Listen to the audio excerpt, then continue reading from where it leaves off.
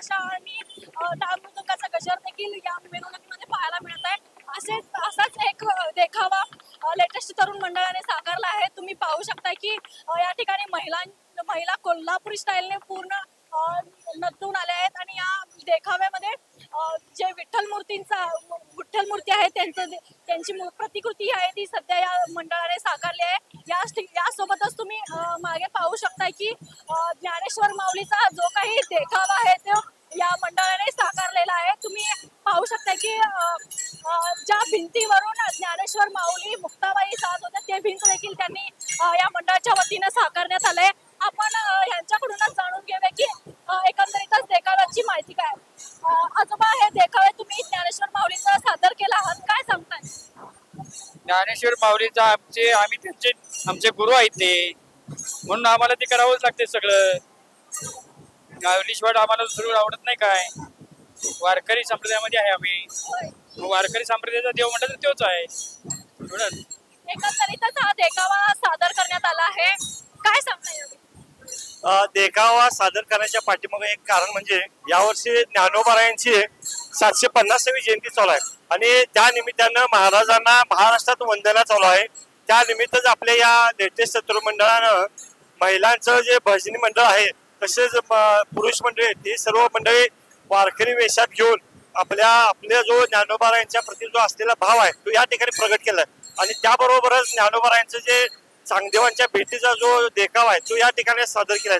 ज्ञानोबाराय भिंतीवरनं आलेले आहेत आणि चांगदेव आपल्या शिष्यांसह वाघावरती बसून हातात साप घेऊन आले आहेत आणि असा जो ज्ञानोबारांनी उपदेश केलाय ते या ठिकाणी जर पाहिलं तर ज्ञानोबारांनी उपदेश केलाय की सर्व जो जीव आहे तो योगी जरी असला तरी हा मनुष्य जीव काय आहे तर नामस्मरणाला जो भरलेला आहे तो जीव आहे।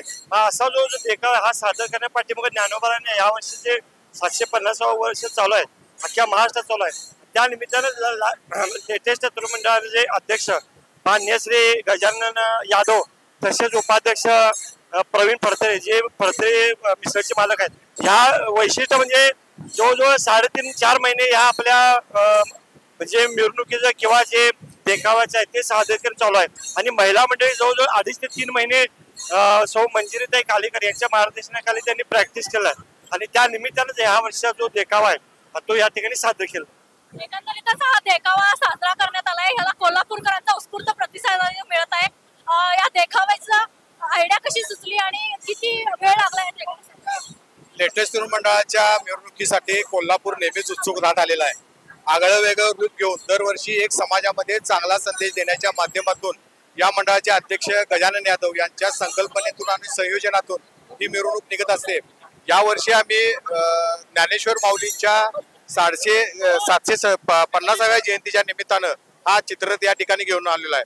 आमचा समाजाला एवढाच उद्देश आहे की सांप्रदायिक आणि सांस्कृतिक माध्यमातून या तरुणांनी या प्रवाहामध्ये यावं आणि समाजाला समता आणि एकता हा संदेश देऊन आजचा जो तरुण या ठिकाणी डॉल्बी आणि वेगवेगळ्या अंकुशानं राजकारणाच्या माध्यमातून वेगवेगळ्या ठिकाणी गुरफटलेला आहे, या समाजाला ज्ञानेश्वर माऊलींच्या विचारातून एकत्रित आणून हा आदर्श आमचा समाजातल्या तरुणांनी घ्यावा आणि सांप्रदायिक आणि वारकरी ही परंपरा जी 750 वर्षापूर्वी ज्ञानेश्वर माऊलींनी घाललेली आहे ही परंपरा पुढेही अशी अखंडपणे या महाराष्ट्रामध्ये राहावी। या महाराष्ट्राला संतांची परंपरा आहे आणि संतांचे विचार थोर आहेत। संतांचे विचार जे थोर आहेत तेच जर तरुणांनी आचरणात आणले तरच समाज सुधारायला वेळ लागणार नाही असं आम्हाला वाटतंय। म्हणून गेल्या 40 वर्षापासून समाजाला दिशा देण्याच्या माध्यमातून आम्ही हे उपक्रम राबवत आलेलो आहे आणि आम्हाला अतिशय चांगल्या पद्धतीनं कोल्हापूर शहर, जिल्हा आणि महाराष्ट्रातनं उत्स्फूर्त असा प्रतिसाद या मिरवणुकीला मिळतोय। त्याबद्दल आम्ही तुमच्या माध्यमांचा सुद्धा या ठिकाणी आभार मानतो। तुम्ही पाहिलात की या देखाव्याबद्दल संपूर्ण माहिती आहे ती या मंडळाच्या सदस्यांनी आपल्याला दिलीच आहे। खरं तर आताच्या काळामध्ये ही संप्रदाय या मंडळाच्या वतीनं